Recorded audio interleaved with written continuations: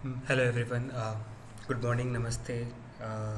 आप सभी का मैं पेट्रियट एस्पिरेंट अपने यूट्यूब चैनल में आपका हार्दिक स्वागत करता हूँ। So let's start with today's current affairs. आज की डेट है 6 सितंबर 2022। तो जो पहली न्यूज़ है वो है Hemant Soren wins trust vote, BJP MLAs walk out of house. ये हमारे पेपर टू यूपीएससी के पेपर टू पॉलिटी वाले सेक्शन का है। और जो न्यूज़ है वो उसमें वो ये है कि टोटल जो 81 सीट्स थी उसके अंदर हेमंत सोरेन को 48 वोट्स मिले in favour.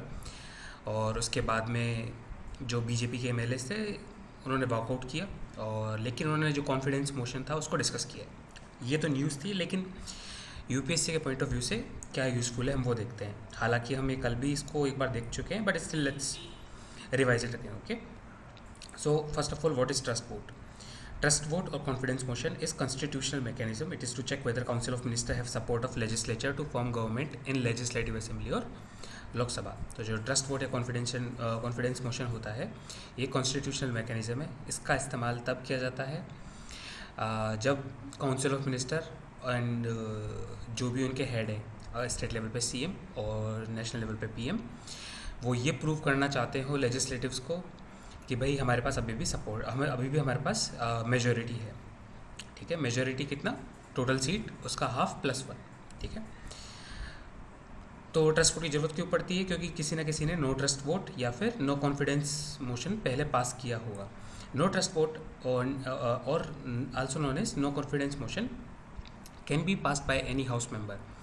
It is one of way to keep council of ministers and executives to keep in check by legislature. तो अगर यदि कोई भी एक हाउस मेंबर एक नो कॉन्फिडेंस मोशन पास करता है stating that I don't believe that executives have majority in legislative council और असेंबली और एनी और Lok Sabha, Rajya Sabha, not Rajya Sabha actually, and not in legislative council also. Mostly ये जो होती है वो लेजिस्लेटिव असेंबली और लोकसभा के अंदर ही होती है।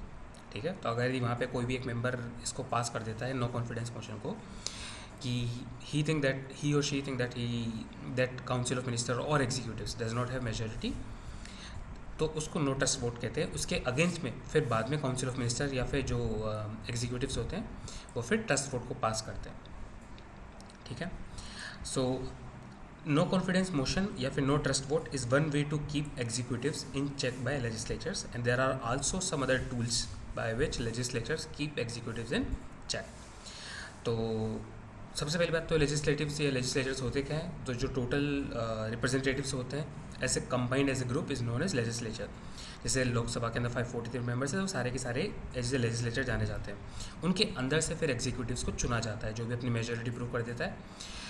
वो अपने एक मिनिस्टर, काउंसिल ऑफ मिनिस्टर बनाते हैं, एक अपना हेड चूज़ करते हैं, स्टेट में जिसको सीएम कहा जाता है और सेंटर में जिसको पीएम कहा जाता है, राइट। उनको एग्जीक्यूटिव कहा जाता है, और बाकी के जो overall as a whole group होता है उसको लेजिस्लेचर कहा जाता है। तो लेजिस्लेचर एग्जीक्यूटिव पे अपना चेक कैसे करते हैं? Via no confidence motion, 0R, question hour, impeachment of president, budget discussion, bill discussion and walkouts. तो हम नो कॉन्फिडेंस मोशन को डिस्कस कर चुके हैं। 0 आवर वो होता है, देखो सबसे पहले जब भी पार्लियामेंट के सेशन बैठते हैं उनके अंदर क्वेश्चंस पूछे जाते हैं फ्रॉम एनी मेंबर्स। एग्जीक्यूटिव से क्वेश्चन पूछा जाता है कि भाई ये पॉलिसी के अंदर ये चेंज होना चाहिए था, आपको ये बिल लाना चाहिए, राइट। तो 0 आवर जो होते हैं, जो क्वेश्चन पूछे जाते हैं उनको पहले पार्लियामेंट के सेशन स्टार्ट होने से पहले लिस्ट डाउन किया जाता है, ताकि मिनिस्टर्स उसके जवाब को लेकर के या रिलेवेंट इन्फॉर्मेशन को लेकर के रेडी रहें। 0 आवर के अंदर ऐसा कुछ भी नहीं है। उसके अंदर अभी भी जो उसके अंदर ऐसा होता है कि कोई भी मेंबर अपोजिशन में से किसी भी काउंसिल ऑफ मिनिस्टर में से किसी भी मिनिस्टर से सीधे ये क्वेश्चन पूछ सकता है किसी भी करंट इशू को लेकर के। इसके लिए उसको कोई नोटिस नहीं देना पड़ता। ठीक है, क्वेश्चन आवर वो होता है जिसके अंदर उसको पहले से नोटिस दिया हुआ होता है। क्वेश्चंस को उसके बाद में फिल्टर आउट किया जाता है कि कौन से क्वेश्चन को किस तरह से रिप्लाई किया जाएगा। क्या वो रिटर्न होना चाहिए रिप्लाई, या फिर उसका जो रिप्लाई है वो सभी के सामने संसद के अंदर या फिर विधानसभा के अंदर देना होगा, या फिर सिर्फ एक नॉर्मली कि हाँ इसको बाद में भी इसका रिप्लाई दे सकते हैं फ्रॉम द मिनिस्ट्रीज की, जो मिनिस्ट्रीज हैं वहाँ से। ठीक है, impeachment of president, this is one of way to build pressure on executives, क्योंकि जो प्रेसिडेंट होते हैं वो मेजोरिटी वाले जो लोग हैं वही चूज़ करते हैं। चूज़ तो मतलब वोट तो सभी करते हैं, लेकिन क्योंकि ऑब्वियस सी बात है जिन्होंने मेजोरिटी गेन कर रखी है, प्रेसिडेंट भी मोस्टली उन्हीं की चॉइसेस का बनते हैं, राइट। तो अगर यदि उनके खिलाफ अगर यदि एक प्रोसेस भी स्टार्ट कर दिया जाए तो that also keeps executive in check. Budget के डिस्कशन में, क्योंकि बहुत सारी जो योजनाएं हैं, कौन से सेक्टर पे कितना बजट एलोकेट हुआ है, तो उसके डिस्कशन के दौरान भी क्योंकि उसके अंदर सारे लेजिस्लेचर्स को इन्वॉल्व होना पड़ता है, तो वहाँ पर लेजिस्लेचर्स एग्जीक्यूटिव के ऊपर ये प्रेशर डाल सकते हैं कि see this is what our demand is and this is how it should be done. वहाँ पे ऐसा नहीं है कि एग्जीक्यूटिव वहाँ पे अपनी मोनोपोली चला करके अपना कि जो मेरे मन में आएगा मैं करूँगा, ऐसा नहीं होता है। Same to same happens with the bill discussions also, कि अगर मान के चलो कोई बिल है जो एग्जीक्यूटिव ने पास करने का कोशिश किया है और वो किसी स्टेट के लिए या फिर किसी पर्टिकुलर जगह के लिए कोई इशू कोज करता है, तब लेजिस्लेचर्स उस पॉइंट को उठाते हैं, रेज करते हैं, ठीक है। वॉकआउट्स, जब कई बार ऐसा होता है कि कोई बिल है जो बहुत ही ज़्यादा जिस पे लेकर के लोग जो बाकी के MP MLAs गुस्सा हैं, तो वो अपना ग्रुप फॉर्म करते हैं और अपना नाराज़गी जताने के लिए वॉकआउट कर जाता है, ठीक है। तो these are the ways to keep executives in check by legislature. जो अगली न्यूज़ है जो अगली न्यूज़ है that is heavy rain batters IT park arterial roads in Bengaluru. तो सडनली अभी बेंगलुरु के अंदर 136 और अराउंड 131 mm रेन हुई है, काफ़ी हैवी रेन हुई है, जिसकी वजह से थोड़ा फ्लड जैसा सिचुएशन हो गया है। तो हमको जो इसमें देखना है वो ये है, जो हमारा पॉइंट UPSC का जो पेपर 3 है विच इज़ डिज़ास्टर मैनेजमेंट, ठीक है, और जो पेपर 1 है विच इज़ जियोग्राफी, और उसके अंदर भी weather pattern to be very specific. तो वी शुड नो कि अगर यदि ऐसे सडनली फ्लड वाले सिचुएशन आते हैं तो कौन से जियोग्राफी वाले एरिया के अंदर क्या एक्शन लेना ज़्यादा बेटर होगा, राइट। तो जो इस केस में अगर देखा जाए तो जो बेंगलुरु का डेवलपमेंट है, वहाँ पे जो फ्लड का सिचुएशन हुआ है वो लो लेवल एरिया में हुआ है, यानी कि अगर देखा जाए ऑब्वियस सी बात है, पानी हमेशा अपर लेवल से लो लेवल पे बहता है, राइट। तो जो फ्लड वाले सिचुएशन हुए हैं वो लो लेवल एरिया के अंदर, जिनका जो ऑल्टीट्यूड है जिनका कम है, उस वाले एरिया के अंदर पानी भर चुका है, ठीक है। उसके अलावा जो सिटी का प्लानिंग है वहाँ पे भी शायद as far as I know किसी लेक की वजह से भी वहाँ पे कोई ब्लॉकेज की वजह से भी पानी फंसा हुआ है। सो माई पॉइंट इज़ कि एक तो हमें ये पता होना चाहिए सबसे पहले कि सडनली बारिश आया क्यों। For that we need to have understanding of geography and to be very specific weather pattern, right. And how can we reduce this, भाई जैसे मानसून को जो भी अफेक्ट करने वाले we study them, right. And second is चलो ठीक है फ्लड आ गए, but then how we improve the situation and from the next time how do we avoid the same situation, कि हम पहले से डिज़ास्टर मैनेजमेंट को इतना बेटर करके रखें कि सडनली जो क्विक रिलीफ टीम्स होती हैं और या फिर जो भी जो फ्लड के स्पेसिफिक वाली या फिर अर्थक्वेक से स्पेसिफिक वाली जो भी टीम्स हैं, they should be trend, they should have their necessary tools. Hospitals वगैरह को बेटर बनाया जाए। तो डिज़ास्टर मैनेजमेंट का जो भी पार्ट है, I want you to have a look at that, कि रेंज के लिए क्या क्या प्रिकॉशंस लेने चाहिए during rains, before rain and post that, कि उस लॉस को कम कैसे किया जा सके, ठीक है। अगली न्यूज़ है Supreme Court to hear plea on stray dog menace. वैसे देखा जाए तो ये न्यूज़ कैसे देखा जाए तो किसी काम की नहीं है, बट इसमें जो मुझे पॉइंट ऑफ व्यू लगा, जो मुझे लगा कि UPSC के पॉइंट ऑफ व्यू से इंपॉर्टेंट है, या फिर जैसे आप कोई न्यूज़ को पढ़ते हो सडनली कोई आपको एक वर्ड क्लिक करता है, then my point of view is we should know about it, ठीक है। तो इसके अंदर if you see if you read the news it says that Supreme Court to hear plea on stray dog menace in Kerala. ये केरला की news है। तो वहाँ पे जो केरला के अंदर लोग हैं वो स्ट्रे डॉग की वजह से काफ़ी परेशान हैं। तो अब इस पर सुप्रीम कोर्ट प्लिया हियर क्यों कर रही है? क्योंकि केरला गवर्नमेंट ने या फिर जो केरला के जो एग्जीक्यूटिव्स थे, वहाँ के जो लेजिस्लेचर्स थे, जो लोकल लेवल पे जो उनकी स्टेट मशीनरीज थी, उन्होंने कोई एक्शन नहीं लिया। और इवन दो लेट्स से उन्होंने एक्शन लिया, people were not satisfied with that, right. तो इसीलिए किसी ने इसके ऊपर अपनी जो प्ली है वो डाली होगी सुप्रीम कोर्ट के अंदर, और supreme court now is hearing on that. तो इस चीज़ को जो कहते हैं उसको कहते हैं जुडिशियल एक्टिविज़म, ठीक है।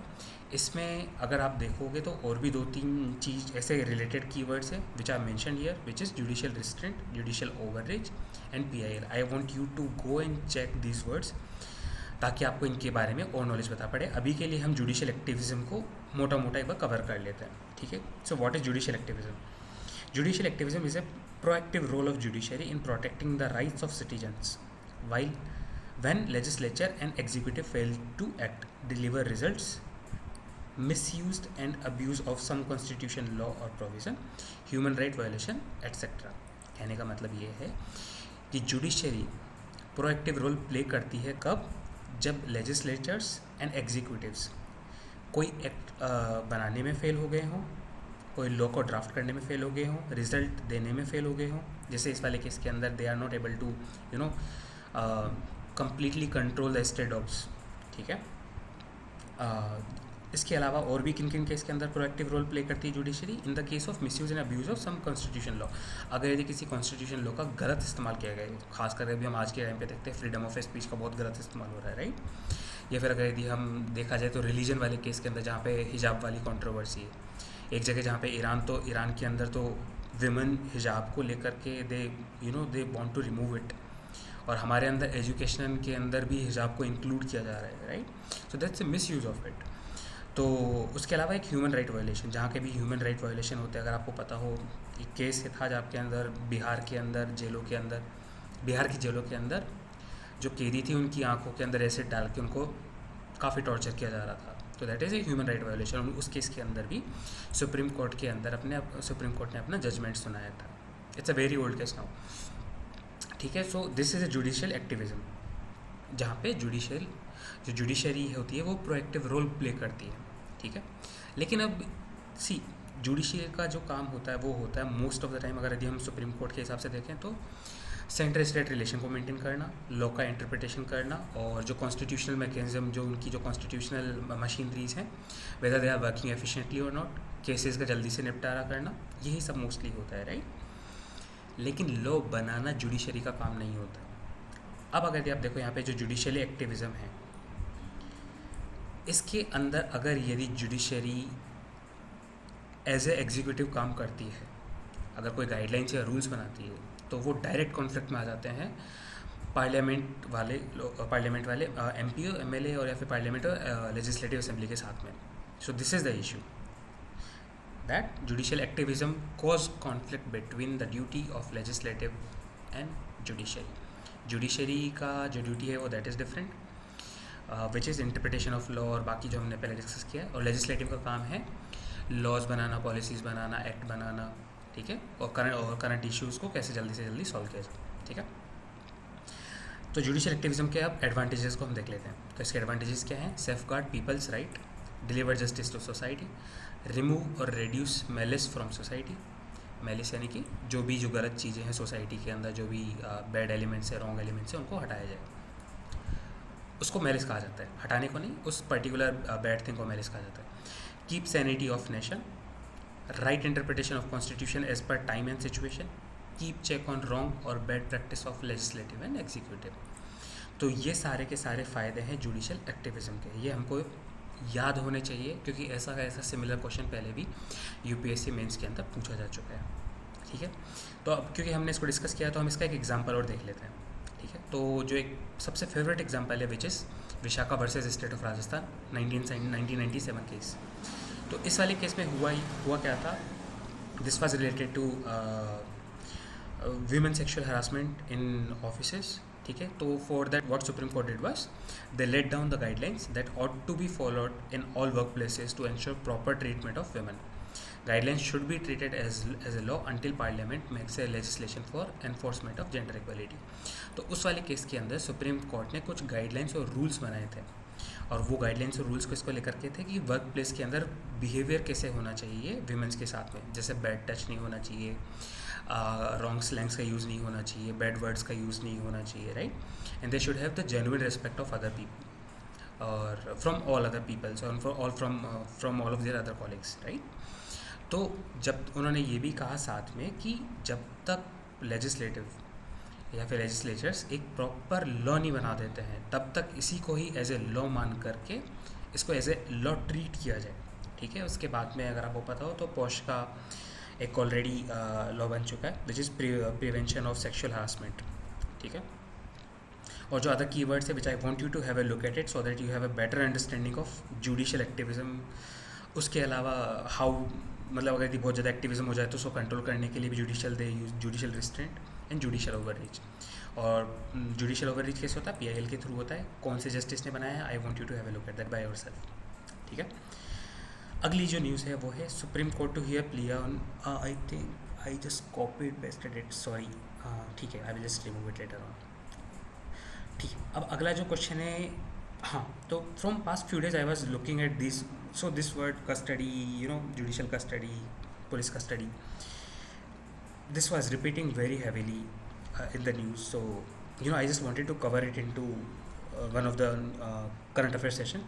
तो जो एक क्वेश्चन पूछा गया है 2020 में 2021 में आई गेस, तो वो क्वेश्चन ये था, with reference to India consider the following statements.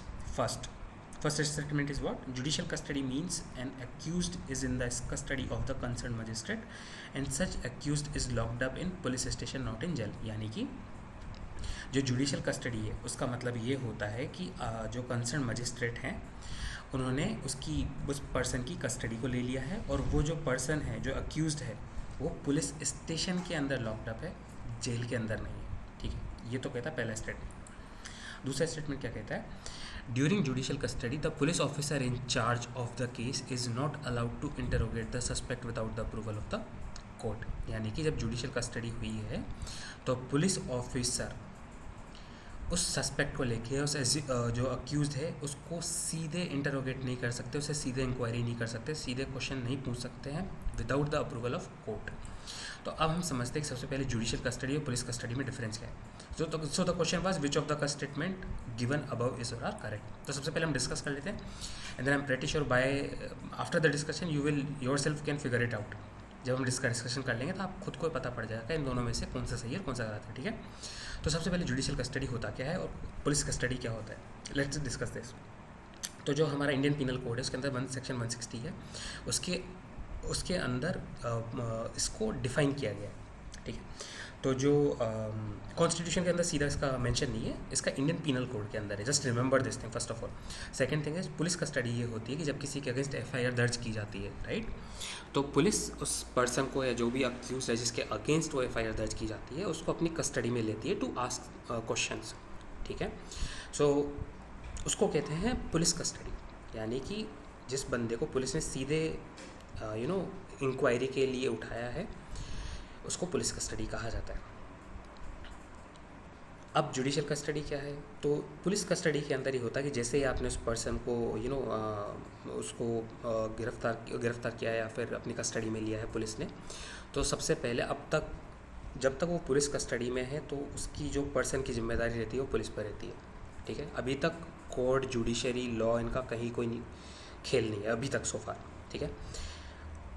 In 24 hours उसको किसी न किसी जुडिशियल मजिस्ट्रेट को सामने उसको प्रस्तुत करना ही होगा पुलिस को फिजिकली। इसके अंदर जो ट्रेवल टाइम है उसको हटा दो। यानी मान के चलो अगर यदि मुझे गिरफ्तार किया गया है आज, तो मुझे 24 घंटे के अंदर किसी ना किसी जुडिशियल मजिस्ट्रेट के आगे, जुडिशरी मजिस्ट्रेट के आगे पेश किया जाएगा, ठीक है। तो जब तक मैं पेश नहीं किया गया हूँ वो सारी पुलिस कस्टडी कहलाती है, ठीक है। और अगर मान के चलो जो मेरा जुडिशियल मजिस्ट्रेट है वो अगर मान के चलो मेरे को रात में अरेस्ट किया है या फिर जो जुडिशियल मजिस्ट्रेट जहाँ बैठते हैं वो काफ़ी दूर है, तो जो ट्रेवल टाइम है उसको हटा करके 24 घंटे के अंदर अंदर मुझे पेश किया जाएगा। तो ये तो हो गया पुलिस कस्टडी। इसके अंदर जेल के अंदर नहीं भेजा जाता है, पुलिस लॉकअप के अंदर पुलिस उस अक्यूज को रखती है। याद रहे, जेल जो पुलिस स्टेशन के अंदर या पुलिस लॉकअप के अंदर होता है उसके अंदर उस पर्सन को रखा जाता है, ठीक है। जुडिशियल कस्टडी में क्या होता है कि जैसे ही उसको उस अक्यूज को जुडिशियल मजिस्ट्रेट के आगे पेश कर दिया जाता है, उसके बाद जुडिशियल मजिस्ट्रेट ये कह सकता है कि भाई इसको फर्दर पुलिस कस्टडी के लिए आप रख लो या फिर इसको आप जेल में भेज दो फर्दर इंक्वायरी के लिए। तो उसको जब जेल में भेजा जाता है उस पॉइंट से उस पर्सन के साथ अगर कोई भी इंक्वायरी करनी होगी तो पुलिस को पहले कोर्ट का अप्रूवल लेना होगा, वो सीधे इंक्वायरी नहीं कर सकते हैं, ठीक है। जब उसको जेल के अंदर भेजा गया है तो उस पर्सन की सारी जो रिस्पॉन्सिबिलिटी है वो जुडिशरी पे आ जाती है या जुडिशल मजिस्ट्रेट पे आ जाती है, ठीक है। तो ये है डिफरेंस इन दोनों के बीच में। और जब उसको जेल में रखा जाता है तो उसको पुलिस लॉकअप में नहीं रखा जाता है, उसको जो प्रॉपर जेल है उसके अंदर भेजा जाता है, ठीक है। पुलिस लॉकअप पुलिस स्टेशन पे होते हैं, जो जेल होते हैं उनको अलग से दूर बनाया जाता है पुलिस लॉकअप से, ठीक है। जैसे अभी तिहाड़ जेल है वो एक प्रॉपर जेल है, पुलिस लॉकअप होते हैं वो लोकल स्टेशंस के अंदर होते हैं टू टेम्परेरीली कीप समवन, ठीक है। तो अब हम वापस से पढ़ते हैं। तो पहला स्टेटमेंट जो कहता है judicial custody means an accused is in the custody of the concern magistrate, बिल्कुल सही बात है। And such accused is locked up in police station not in jail. तो हमने क्या कहा था कि जुडिशियल कस्टडी के अंदर वो जेल में जाता है, पुलिस लॉकअप में नहीं रहता है, राइट। तो ये जो सच अक्यूज्ड वाला ये जो लाइन है ये गलत है, तो स्टेटमेंट 1 हमारा गलत हो गया। Statement 2, during judicial custody the police officer in charge of the case is not allowed to interrogate the suspect without the approval of the court, बिल्कुल सही बात है। जैसा कि हमने पहले कहा है कि क्योंकि अब वो जुडिशियल मजिस्ट्रेट का रिस्पॉन्सिबिलिटी बन चुका है जुडिशियल कस्टडी के अंदर, तो पुलिस बिना जुडिशियल मजिस्ट्रेट के परमिशन के कुछ भी नहीं कर सकती है, ठीक है। So statement 2 is correct.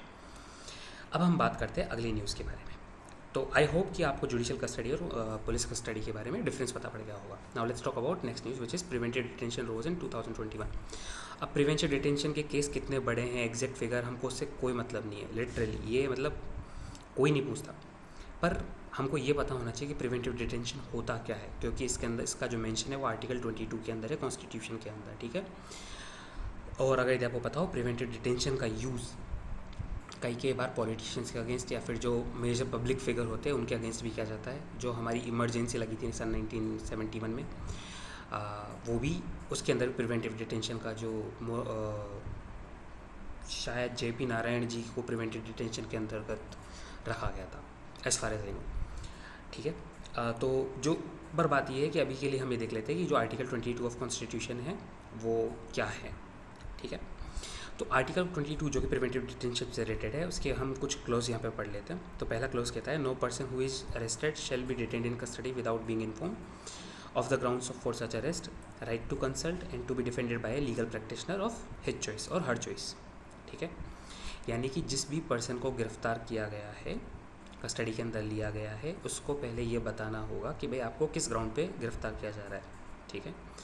अगर यदि वो किसी से कंसल्ट करना चाहता है तो उसको वो भी राइट दिया गया है।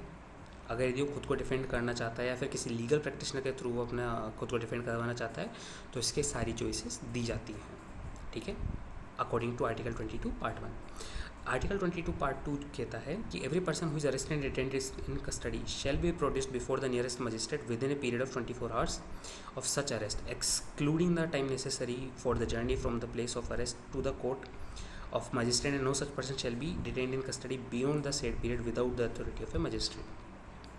अभी जो हमने जुडिशियल कस्टडी और पुलिस कस्टडी के बारे में जो बात किया था वो आर्टिकल 2 में इसके अंदर एज इट इज़ लिखा हुआ है, ठीक है, सॉरी। और जो थर्ड क्लोज है वो ये कहता है कि nothing in clause 1 and 2 shall apply to any person who for the time being is an enemy alien.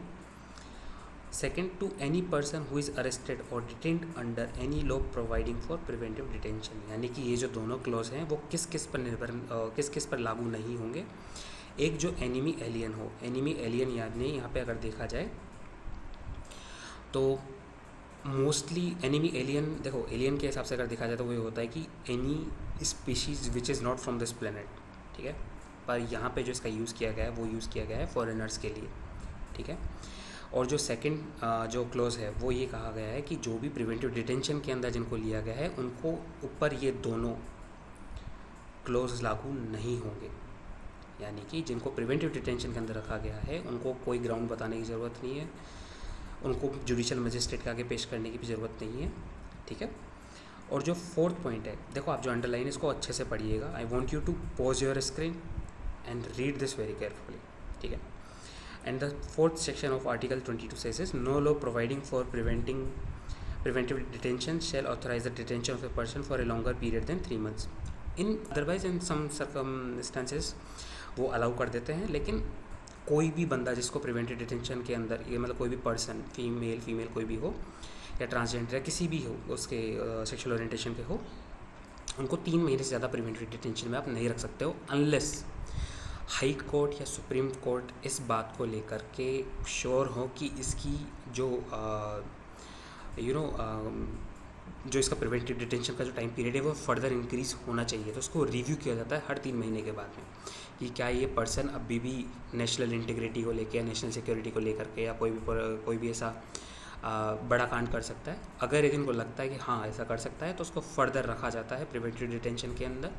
3 महीने के बाद फिर से उसको रिव्यू किया जाता है, और अगर ऐसा नहीं होता तो 3 महीने से ज़्यादा इसको अलाउ नहीं किया जाता है। पहले जो ये टाइम पीरियड था वो 6 मंथ था, लेकिन जब इमरजेंसी वगैरह लगी और जब उसके बाद में जब गवर्नमेंट चेंज हुई तब उन्होंने वापस इसको रिव्यू किया, और रिव्यू करने के दौरान ये पाया कि इसको अब घटा करके 3 महीने किया जाए। ठीक है, अगली जो न्यूज़ है वो है राजपथ टू बी रीनेम्ड कर्तव्य पथ। ये हमको जानना चाहिए क्योंकि ये मतलब यूपीएससी के पॉइंट ऑफ व्यू से देखा जाता है ऐसा कुछ भी इंपॉर्टेंट नहीं है, बट क्योंकि हमारे देश का बात है तो हमको जानना चाहिए। अगली जो न्यूज़ है, bank healthy enough to brave foreign headwinds. ठीक है, तो ये रिसेंटली ये जो स्टेटमेंट है वो हमारे जो गवर्नर हैं श्री दास जी ने उन्होंने कहा है। उन्होंने साथ में ये भी कहा, उसमें जो काम की चीज़ मुझे लगी उन्होंने वो ये कहा था कि they are closely watching, Shaktikanta Das ji ने ये कहा था कि they are closely watching rupee. तो अभी अगर आप देखो रुपी डेप्रिशिएट हो रहा है। आई थिंक अगर यदि हम डॉलर के भाव में देखें तो 80 ऑलरेडी क्रॉस कर ही चुका है, राइट। तो द पॉइंट अब हमारे पास जो पॉइंट है वो ये है कि आरबीआई जो है अगर यदि वो रुपी के बारे में बात कर रहा है, इन सब के बारे में बात कर रहा है, तो they should have some tools, right, कि जिसके थ्रू वो रुपी को कैसे कंट्रोल करते हैं। ऑल्सो इफ़ यू नो, अगर यदि आपको पता भी हो, आपने पढ़ा हो, तो आरबीआई का एक सोल जो आप कहते हो ड्यूटी है वो ये भी होता है कि इंडियन रुपी की जो वैल्यू उसको मेंटेन कैसे किया जाए compare to other foreign currencies, right. तो now let's look at the tools जिसके थ्रू आरबीआई की rupee and inflation in check. ठीक है, तो पहला जो टूल है which is repo and reverse repo rate. Monetary policy committee के अंदर जो उनकी जो मीटिंग होती है उसके अंदर इसको डिस्कस किया जाता है। Open market operation, now this is the most important one. Why? क्योंकि रुपी की अगर दी हम स्पेसिफिक अगर बात कर रहे हैं तो ओपन मार्केट ऑपरेशन ही एक ऐसा मेजर टूल है जो कि रुपी की वैल्यू को कंट्रोल में करता है। तो ओपन मार्केट ऑपरेशन के अंदर क्या होता है कि आप फॉरेक्स को सेल करते हो या फिर बाय करते हो। अगर मान के चलो अभी जैसे करंटली रुपये की वैल्यू कम होती जा रही है तो हम क्या करेंगे, यूएस डॉलर सेल करना शुरू कर देंगे। तो इससे होगा क्या, अगर यदि हम यूएस डॉलर सेल कर रहे हैं तो बदले में हमको इंडियन रुपी मिलेगा। तो इंडियन रुपी अगर हमको मिलेगा तो मार्केट के अंदर इंडियन रुपी की वैल्यू, इंडियन रुपी की जो टोटल जो वॉल्यूम है वो कम हो रहा है। अब अगर यदि डिमांड बढ़ रही है और सप्लाई कम है तो ऑब्वियसली बात है उसकी प्राइस ऊपर जाती है। तो इसी तरह इंडियन वैल्यू की जो इंडियन रुपी की जो वैल्यू है वो अपने आप ऊपर चल जाती है, राइट। और अगर यदि सरकार को लगता है, आरबीआई को लगता है कि इंडियन रुपी की जो वैल्यू है वो कुछ ज़्यादा ही हो चुकी है और इसको थोड़ा कम करना चाहिए, तो वो क्या करते हैं, वो फॉरेन एक्सचेंज जो फॉरेक्स करेंसीज होती हैं उनको बाय करना शुरू कर देते हैं और बदले में इंडियन रुपी देते हैं। तो अगर यदि मार्केट के अंदर सप्लाई ज़्यादा हो जाएगी तो ऑब्वियसली बात है उसकी डिमांड कम हो जाएगी और उसकी वैल्यू अपने आप कम हो जाएगी। तो इस तरह से रुपी की वैल्यू को ऊपर नीचे या फिर जो आरबीआई है वो उसको कंट्रोल करती है। तो अभी करंटली आरबीआई जो है वो डॉलर्स को सेल कर रही है लगातार। ठीक है, अगर यदि हम लोकल मार्केट के अंदर देखें तो buying and selling government securities also जो है वो भी इंडियन रुपी की जो लिक्विडिटी है मार्केट के अंदर उसको भी कंट्रोल में करती है। देखो आप इसको ऐसे याद रखो, अगर यदि इंडियन रुपी गवर्नमेंट के पास में वो आरबीआई के पास में आ रहा है तो आरबीआई क्या कर रही है, मार्केट से इंडियन रुपी को खींच रही है। तो इंडियन रुपी फिक्स है। अब अगर इंडियन रुपी फिक्स है और मार्केट में अगर आरबीआई सब कुछ ले जा रही है तो इंडियन रुपी की कमी होते इसकी वैल्यू अपने आप ऊपर चल जाएगी और अपने आप इन्फ्लेशन कंट्रोल में आ जाएगा। Just remember it like that. ठीक है, marginal standing facility, bank rate, statutory liquid ratio and current reserve ratio. Now these are the tools which are being used by RBI. Monetary policy committee के अंदर जो meeting के अंदर होता है इन सबको डिस्कस किया जाता है। खास करके ओएमओ को नहीं किया जाता, बाकी और सबको किया जाता है। तो I want you to do some research on this. अगर यदि आपको लगता है कि आपको इनमें से किसी को भी लेकर के कोई डाउट हो कि या फिर you want me to explain it, आप चाहते हो कि मैं इसको अच्छे से एक्सप्लेन करूँ, just let me know in the comment section. ठीक है, नाउ दिस वन। तो आज जो एडिटोरियल सेक्शन था, अब यहाँ तक तो ये तो हो गया मेन न्यूज़। अब हम बात करते हैं एडिटोरियल सेक्शन की। तो जो एडिटोरियल सेक्शन था उसमें जो वैसे देखा जाए तो जो काम के उनको मैंने लिस्ट डाउन यहाँ पे कर दिया है। I want you to pause your screen and read them. ठीक है, because it will be very hard for me to cover everything. So better होगा कि आप खुद भी रीड करें, आपकी खुद की जो वोकेबलरी होगी वो भी अच्छी बनेगी।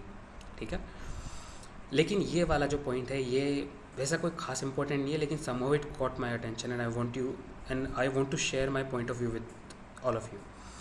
ठीक है, तो इसमें जो ये था आज एक जो एक जो आर्टिकल आया था एडिटोरियल के अंदर इस टाइटल के साथ में, the difficult path to Indian Pakistan piece.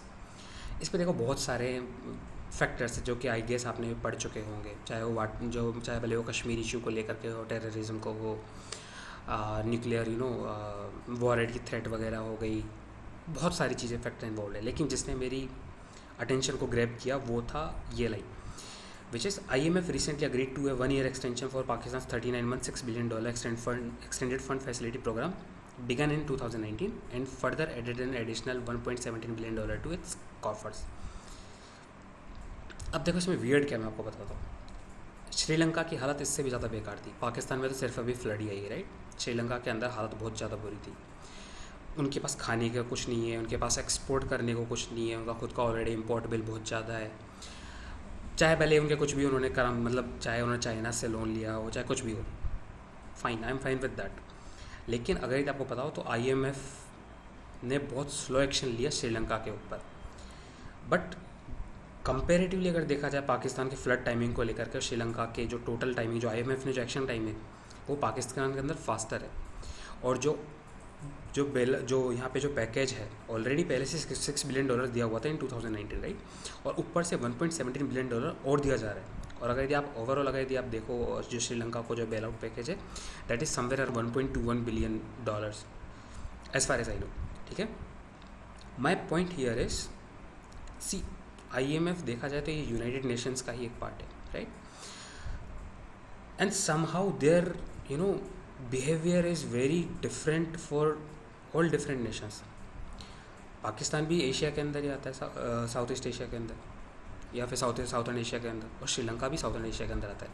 But somehow अगर आप देखो तो पाकिस्तान के लिए जो बिहेवियर है IMF का दैट इज़ डिफरेंट फ्रॉम, वो अलग है जो IMF ने श्रीलंका के साथ बिहेव किया और जिस तरीके का बेल आउट पैकेज उसको दिया है। दोनों में स्पीड में काफ़ी फ़र्क है।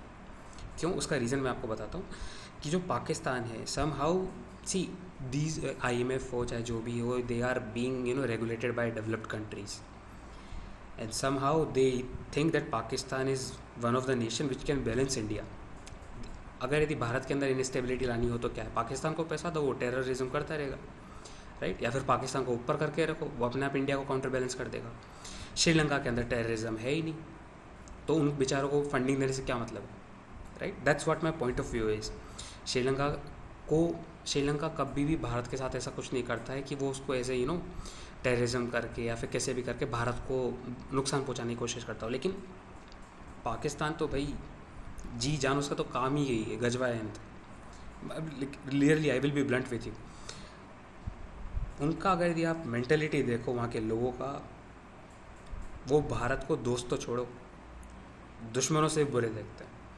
And that's that is the reason ये इनका जो एक्शन है दैट कॉट माई अटेंशन कि इन्होंने कितना जल्दी, अगर आपको पता हो recently even Russia Ukraine war के अंदर भी UK और ये जितने भी डेवलप्ड कंट्रीज़ है they are supplying weapon from Pakistan. तो ऑब्वियस सी बात है पाकिस्तान को पैसा तो वहाँ से भी मिल रहा है और ऊपर से फ्लड के नाम पे $1.17 बिलियन और एक्स्ट्रा दे दिए, और कहीं ना कहीं ये जाके हमारे ही देश के लिए प्रॉब्लम कोज करेगा। तो मेरे को बस थोड़ा उनकी पॉलिसी को देख करके दुख होता है कि इवन दो देश है कि हाँ हम सबके लिए बराबर हैं, ब्ला ब्ला ब्ला, बट ऐसा कुछ भी नहीं है।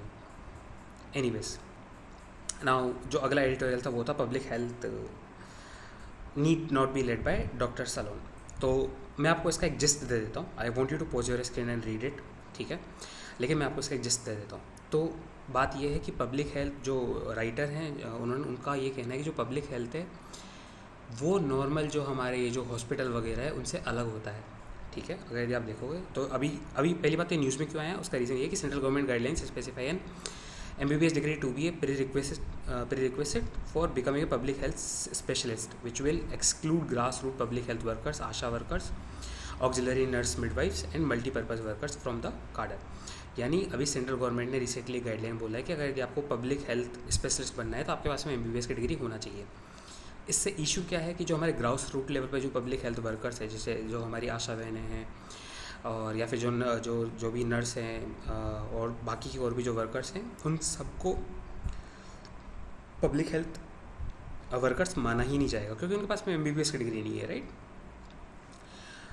तो राइटर का ये कहना है कि according to him these 4 A's will define what public health is, कि अगर यदि हम एकेडमिक के अगर कुछ पॉइंट ऑफ व्यू से देखें, एक्टिविज्म के पॉइंट ऑफ व्यू से देखें, एडमिनिस्ट्रेशन और एडवोकेसी के पॉइंट ऑफ व्यू से देखें, तो पब्लिक हेल्थ को ज़्यादा बेटर डिफाइन किया जा सकता है। तो एकेडमिक के अंदर क्या है कि एकेडमिक ये कहता है कि जो पर्सन है उसको एपिडेमियोलॉजी और बायोस्टेटिस्टिक्स की नॉलेज होनी चाहिए। यानी अगर मैं पब्लिक अगर ओवरऑल पूरे सोसाइटी लेवल के हेल्थ की बात करूँ, तो अभी जैसे अभी कोविड का जो पेंडेमिक आया था, दैट पर्सन शुड नो कि पूरे ओवरऑल सोसाइटी लेवल पर एपिडेमिक्स आया है या नहीं आया, या फिर लोकल लेवल पे है। जैसे अभी चिकन पॉक्स वगैरह चल रहा है, तो इसका पूरे सोसाइटी पे आया है या पर्टिकुलर इंडिविजुअल पे, राइट। तो अगर देखोगे तो आप इसका सीधे मेडिकल से इससे कोई डायरेक्ट रिलेशन है नहीं, क्योंकि अगर हम ऐसे सोसाइटी को कंसिडर करें तो वहाँ देखो मेडिकल के अंदर एक इंडिविजुअल को कंसिडर किया जाता है, और सोसाइटी के अंदर काफ़ी पूरी सोसाइटी को कंसिडर किया जाता है। उनकी मेंटल हेल्थ हो गई, उनकी फिजिकल हेल्थ हो गई, उनकी न्यूट्रिशन लेवल हो गए, राइट। तो एकेडमिक पॉइंट ऑफ व्यू से एपिडेमियोलॉजी और जो बायोस्टैटिस्टिक नॉलेज है वो ज़्यादा मैटर करता है, यानी जो पर्सन है उसको ये होने ही चाहिए to become a public health specialist, ठीक है। अब बात करते हैं अगले ए विच इज़ एक्टिविज्म। तो क्योंकि public health requires social mobilisation at the grass root level by understanding the community needs and community organisations. So ये जो सोशल मोबिलाइजेशन है वो आएगा कब, जब सोसाइटी में किसी प्रकार का एक्टिविज्म होगा, राइट।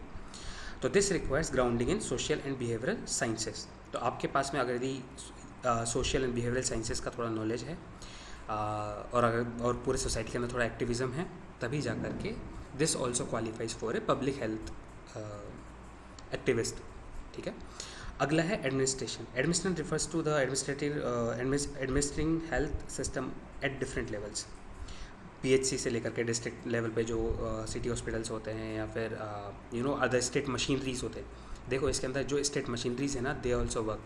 अभी जो जितने भी स्टेट मशीनरी में मान लो, या फिर जो आपके लोकल लेवल पे जो नगर पालिका हो गए, नगर परिषद हो गए, म्यूनिसिपलिटीज़ हो गए, right.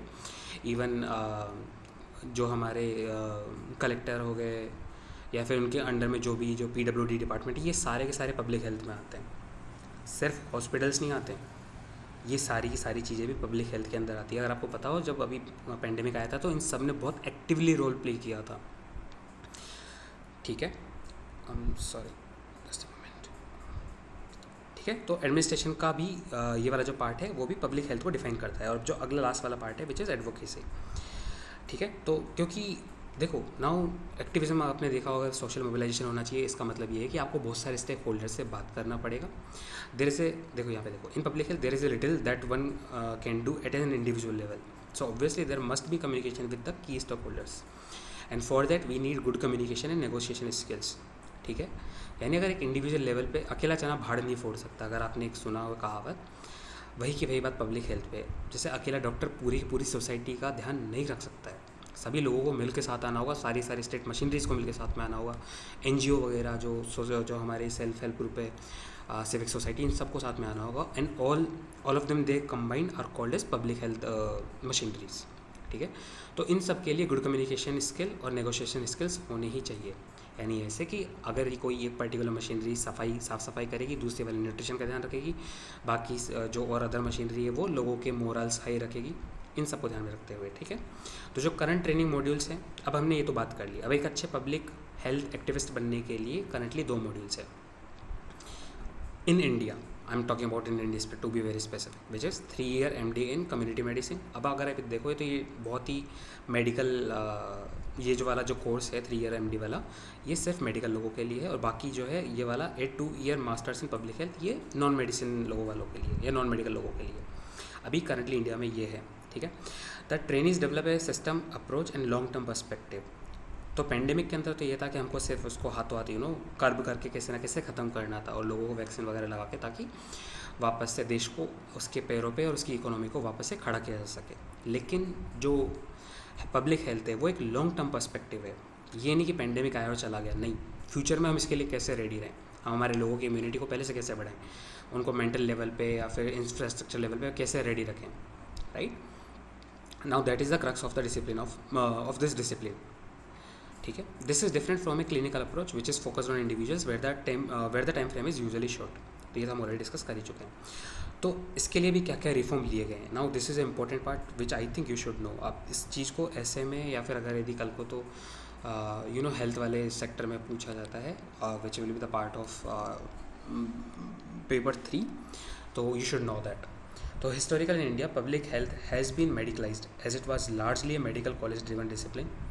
This has also resulted in denying nursing, dental and other health professional to contribute more to public health. This needs to go in national interest. यानी अगर आप देखोगे तो डेंटल का एक अलग से डिग्री होता है, that is not MBBS, right.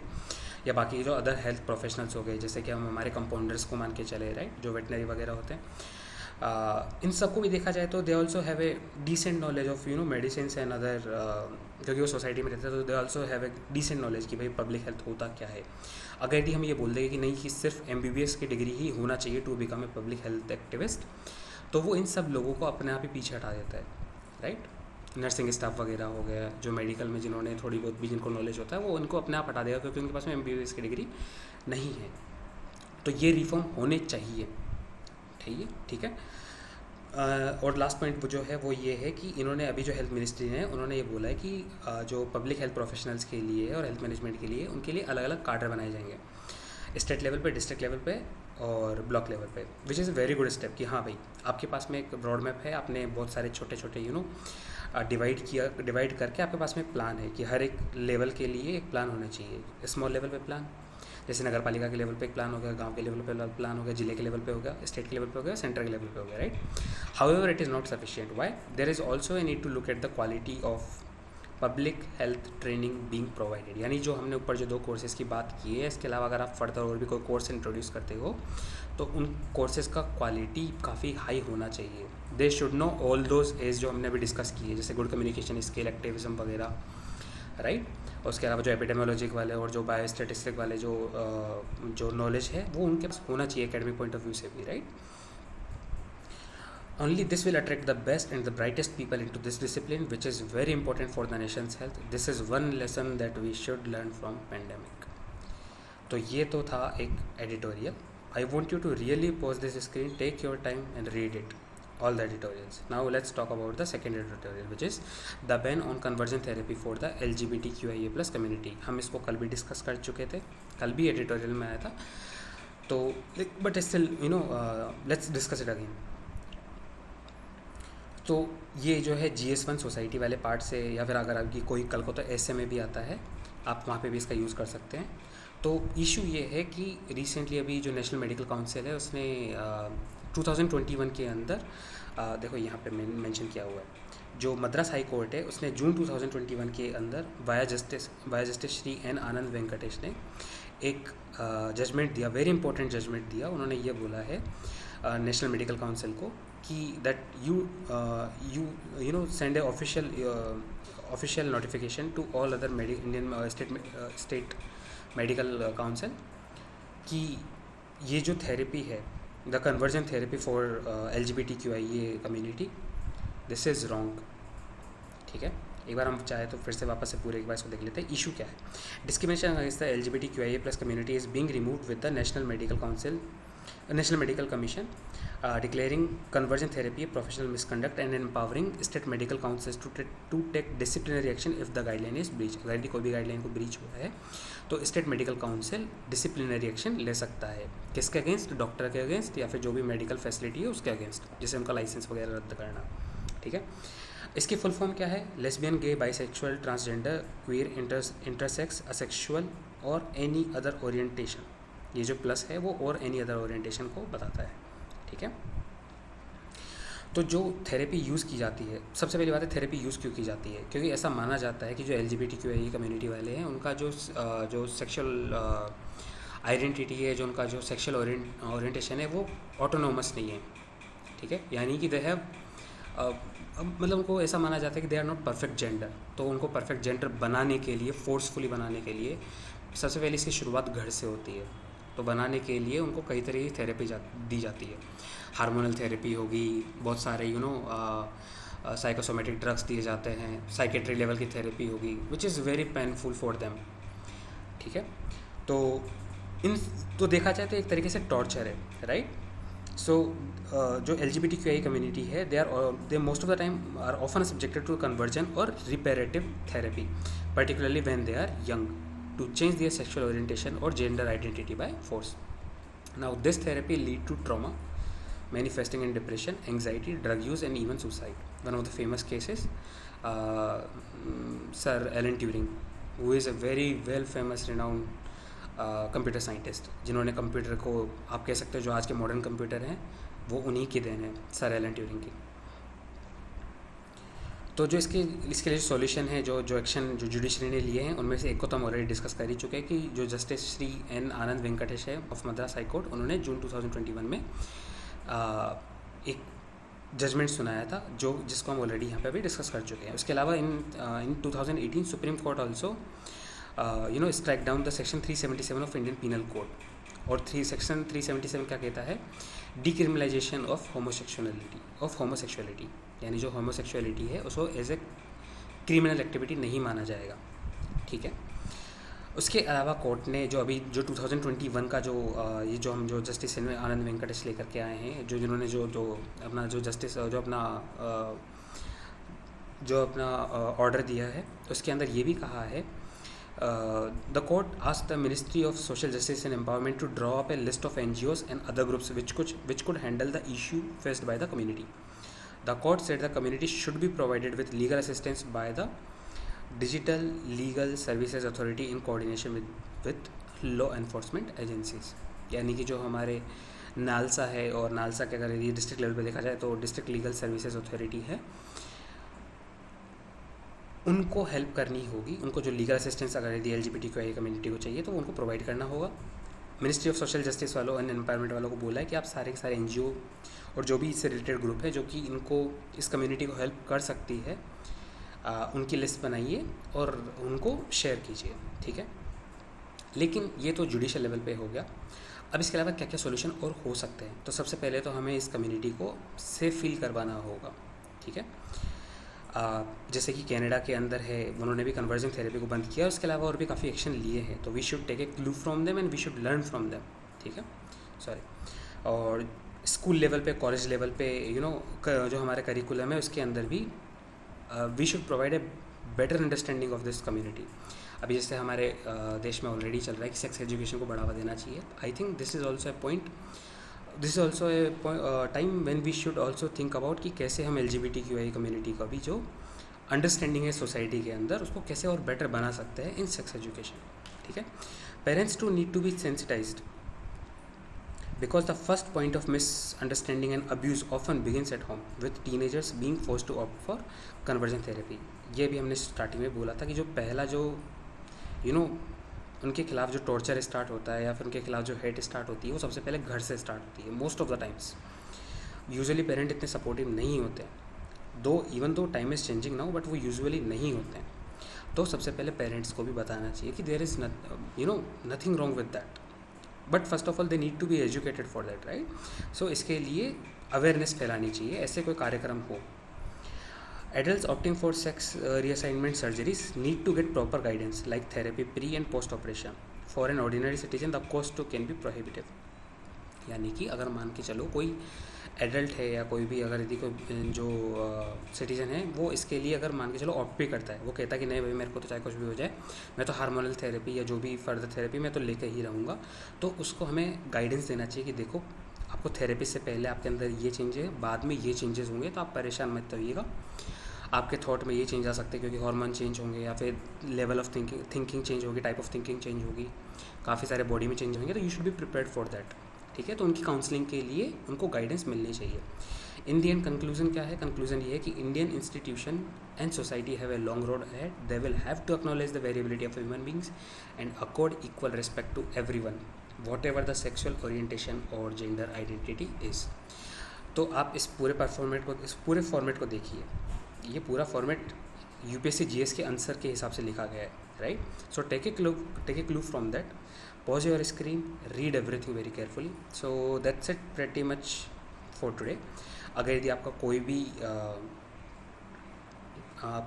अगर यदि रिकमेंडेशन हो या फिर आपका कोई भी सजेशन हो, मेरे लिए, या फिर कि और कोई चीज़ जो मुझे कवर करनी चाहिए, just let me know in the comment section. अगर यदि आपको ये सब आपको इन्फॉर्मेशन पसंद आई हो तो प्लीज़ लाइक करना नहीं भूलें। अभी हमारा चैनल अभी अभी स्टार्ट ही हुआ है, तो मैं चाहता हूँ अगर आपको ये डेटा पसंद आया हो तो आप अपने दोस्तों के साथ भी इसको शेयर करें, so that they don't need to spend their time a lot on newspaper. अगर यदि मैं इनपुट डाल रहा हूँ तो उनको अपना इनपुट डालने की इतनी ज़रूरत नहीं है, most of the things are covered here, right. तो वो भी अपना टाइम सेव कर सकते हैं और आराम से इसका फ़ायदा उठा सकते हैं। Don't forget to subscribe. Have a great day. Thank you, bye bye.